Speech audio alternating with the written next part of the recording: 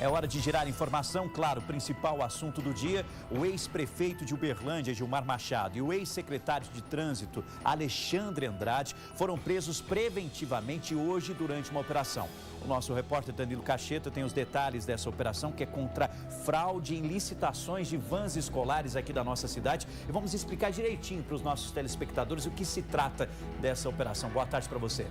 Oi, Rafa, boa tarde para você, boa tarde a todos. Pois é, Rafael, a operação que foi chamada pelo GAECO, Grupo de Atuação em Combate Especial ao Crime Organizado, é de quilômetros de vantagem. Por quê? Porque ela investiga licitação feita pela Prefeitura de Uberlândia entre os anos de 2014 e 2015, a época em que Gilmar Machado era o prefeito da cidade e Alexandre Andrade, o secretário de Trânsito e Transportes. Eles firmaram uma licitação, abriram uma licitação e firmaram um contrato com uma empresa, uma associação que prestava o serviço do transporte escolar por meio de vans aqui da cidade, que é essa empresa do estado de Goiás. Ocorre que, segundo as investigações do Ministério Público, inclusive, estas empresas, elas fraudaram não só o processo licitatório, a contratação da prefeitura, como também as planilhas de quilometragens. Por quê? Porque o serviço, Rafael, que é pago pela prefeitura, é exatamente daquilo que foi efetivamente prestado. Quer dizer, as vans, elas trabalham, depois apresentam planilhas mostrando, olha,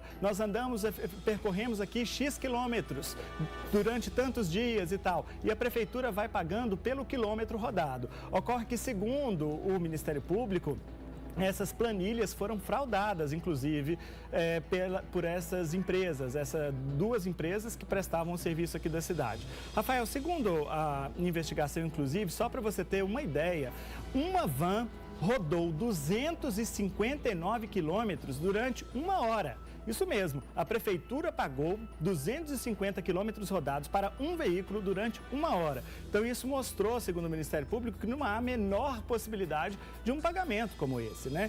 Então as investigações, elas começaram, inclusive, depois de uma CPI, uma comissão parlamentar de inquérito que foi aberta na Câmara Municipal.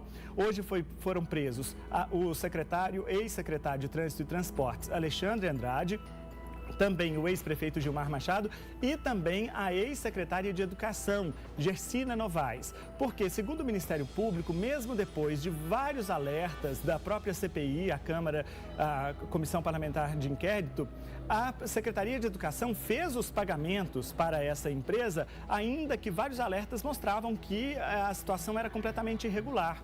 Só para você ter uma ideia, Rafael, no processo licitatório existe uma fase que é a fase de habilitação.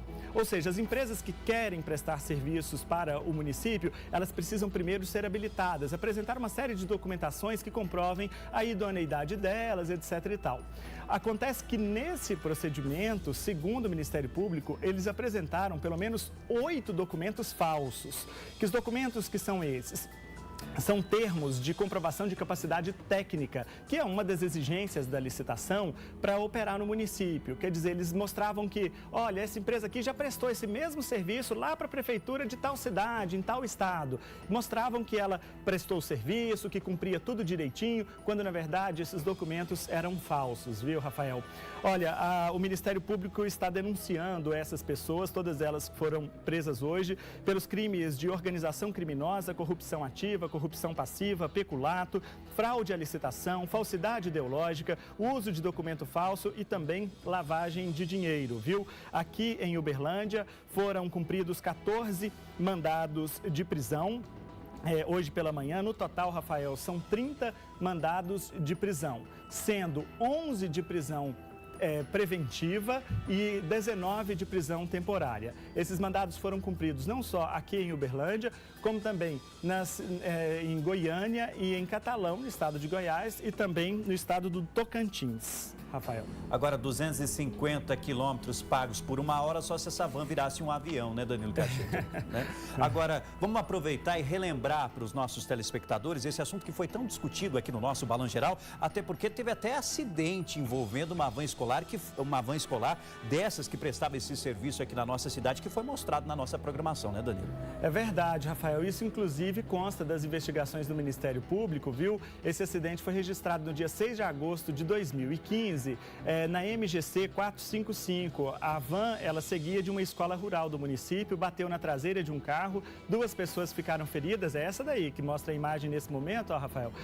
E na época não havia crianças, por sorte as crianças não ficaram feridas. Mas o que o Ministério Público apontou, Rafael? Que essa empresa que foi contratada, ela não tinha a menor condição de atuar no serviço do transporte público aqui de Uberlândia. Inclusive os motoristas sabiam sequer os itinerários, as rotas pelas quais eles tinham que trabalhar, aconteciam acidentes, eles eram despreparados para isso, segundo os levantamentos do Ministério Público. E a sede da empresa, Rafael, acredite, a sede da empresa, que consta na documentação do processo licitatório, ela foi registrada em um bananal, isso mesmo, um bananal que fica na cidade de Ouvidor, no interior de Goiás. Olha, você acompanhou com a gente também algumas imagens da Câmara de Vereadores e eu quero aproveitar e seguir nessa discussão, porque teve até CPI na Câmara de Vereadores na época por causa dessa história, né, Danilo? Exato, viu, Rafael? A Comissão Parlamentar de Inquérito, ela foi aberta exatamente logo depois desse acidente que vitimou 2 pessoas lá na van na MGC 455. Durante várias sessões, a própria secretária de Educação, como nós vimos na imagem, prestou depoimento na CPI, o secretário de Trânsito também esteve lá e eles levantaram essa história. Qual foi o resumo da CPI? A CPI disse o seguinte: Prefeitura não pode fazer esses pagamentos estão irregulares. E isso também é apontado na investigação do Ministério Público, que mesmo diante dos alertas dados pela CPI, que foi aberta lá na Câmara Municipal, ainda assim os pagamentos foram autorizados e o serviço permaneceu, continuou. Agora, uma pergunta que todo mundo está fazendo em casa. Gilmar Machado é candidato a deputado, Alexandre também é candidato a deputado. Eles vão continuar sendo candidatos? Vão ser impedidos de alguma forma de ser candidatos a esse pleito?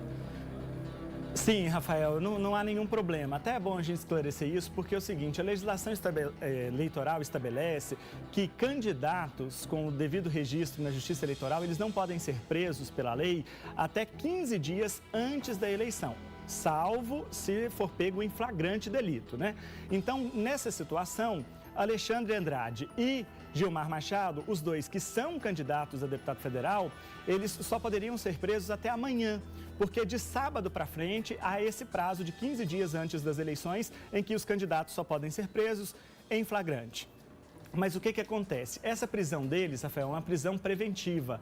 Isso significa que é uma prisão temporária. Ainda que a preventiva não tenha um prazo determinado, diferente da prisão temporária especificamente, porque a temporária ela tem um prazo de 5 dias, prorrogáveis por mais 5. Mas nesse caso da prisão preventiva, ela não tem um tempo determinado. Só que não trata-se de uma condenação. É uma questão ainda provisória. Então eles vão responder ao processo, podem ou não ser condenados, tem todos os recursos possíveis e, enquanto isso, eles permanecem candidatos como estão, inclusive com o nome registrado na urna no dia 7 de outubro e podendo fazer campanha. Ah, mas eles podem fazer campanha estando presos? Não, eles pessoalmente não, mas a equipe deles, a assessoria deles, essas sim podem permanecer fazendo campanha normalmente, viu, Rafael? Olha, a nossa equipe conversou com um advogado do ex-prefeito Gilmar Machado no condomínio quando ele foi preso. Acompanhe.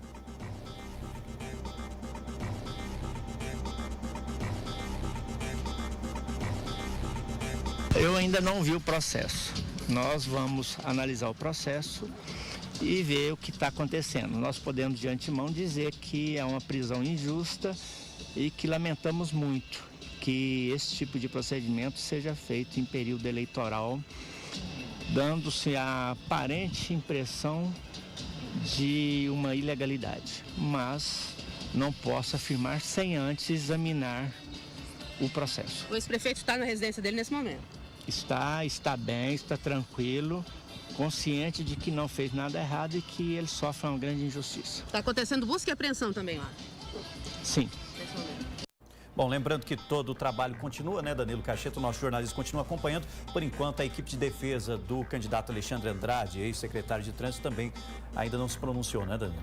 Sim, nós falamos com eles hoje pela manhã. Eles disseram que primeiro precisam ter acesso ao processo para depois dar algum tipo de posicionamento, viu, Rafael? O Ministério Público disse que essa investigação agora, com essas prisões temporárias e os documentos que foram apreendidos, eles devem concluir as investigações dentro de 15 dias e apresentar a denúncia à Justiça Criminal de Uberlândia. Os mandados de busca e apreensão e prisão foram expedidos pela 2ª Vara Criminal de Uberlândia, que é presidida hoje pelo Dr. Joemilson Donizete Lopes. Rafael. Tá certo. Obrigado, viu, Danilo? Qualquer novidade, você volta a participar ao vivo com a gente.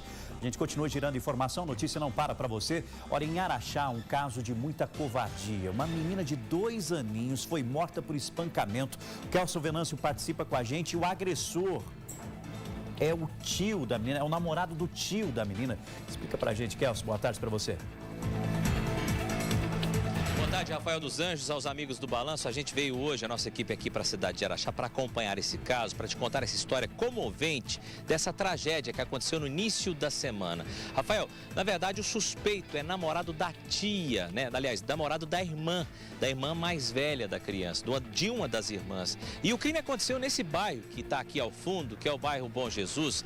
Eu vou te contar a história. O Eric Dias, o Eric Gabriel Dias da Cruz, ele tem 20 anos, é o namorado, o principal suspeito. Essa menina, a pequena Vitória, ela foi deixada pelo pai na casa dessa irmã mais velha para que a irmã pudesse levar essa criança até uma unidade de atendimento aqui, porque ela estava gripada.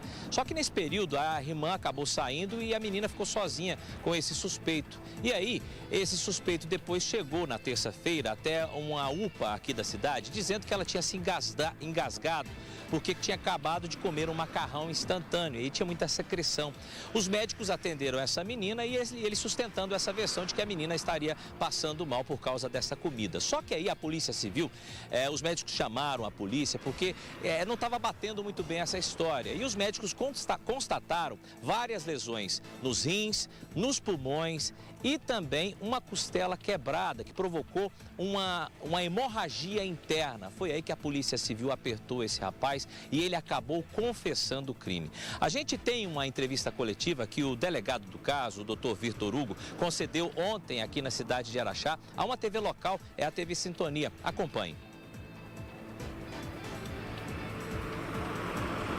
No primeiro momento ele alegou essa versão aqui na delegacia, posteriormente com a necrópsia em mãos, nós confrontamos as lesões e com a versão dele pelo fato que somente ele estava com a vítima na residência, né?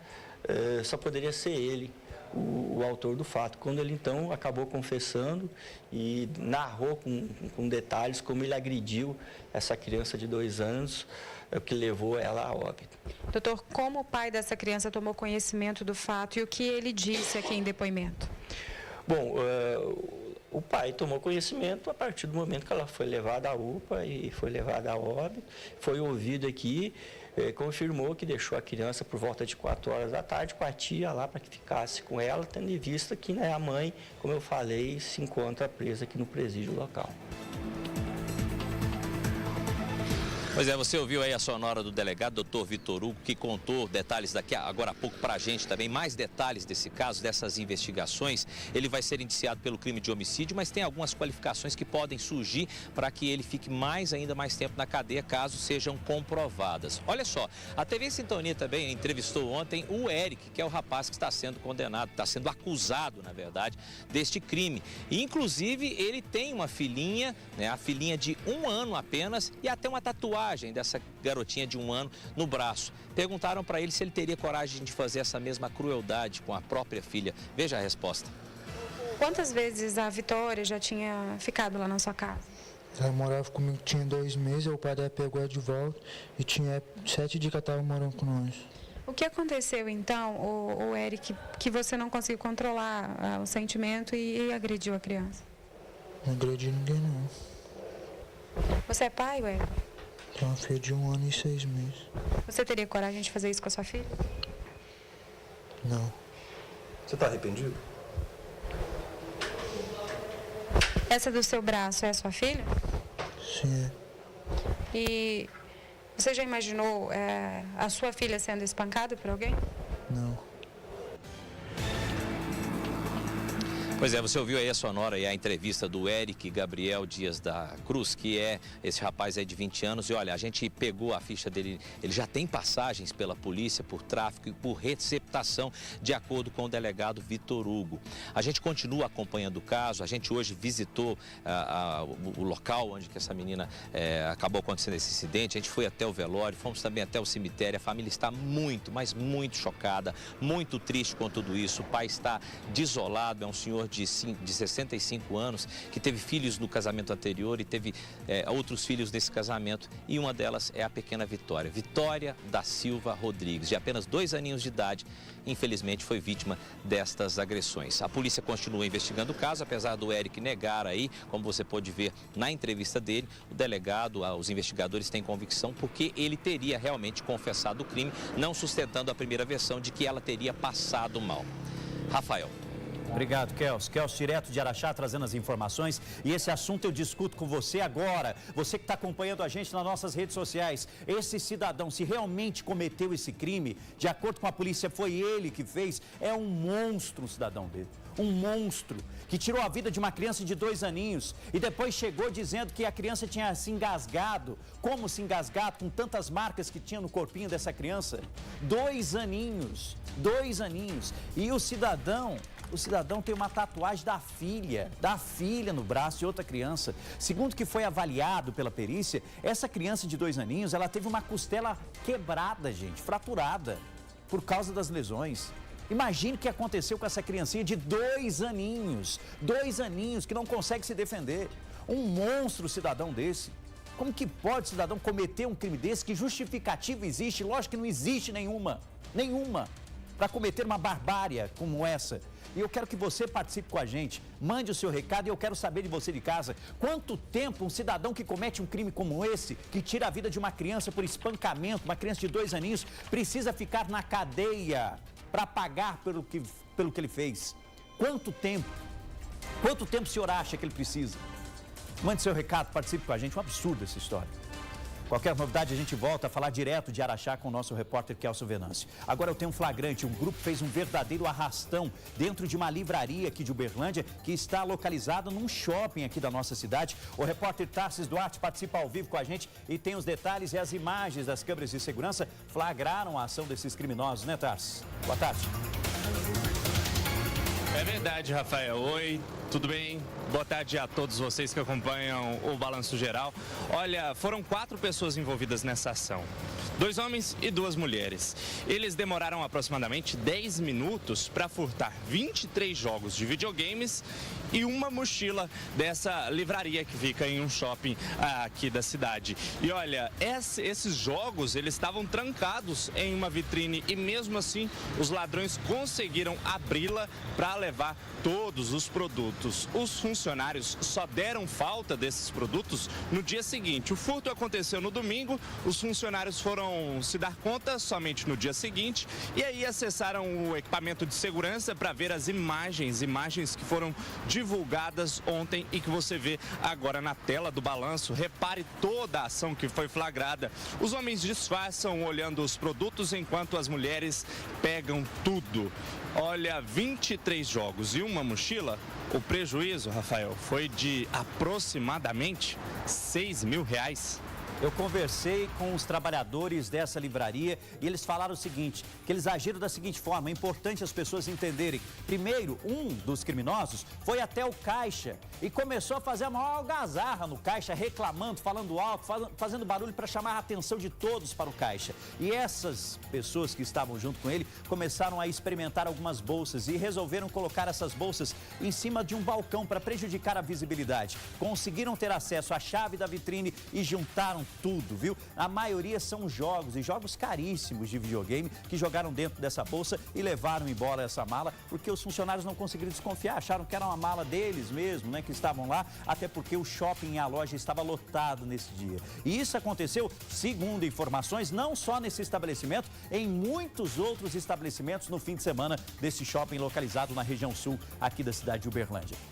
Girando informação, a notícia não para. Vamos a Patos de Minas, porque um empresário foi vítima de um sequestro relâmpago. Elcio Fonseca já está aqui comigo e tem as informações. Prejuízo aí de 30 mil reais, é isso, Elcio? Boa tarde.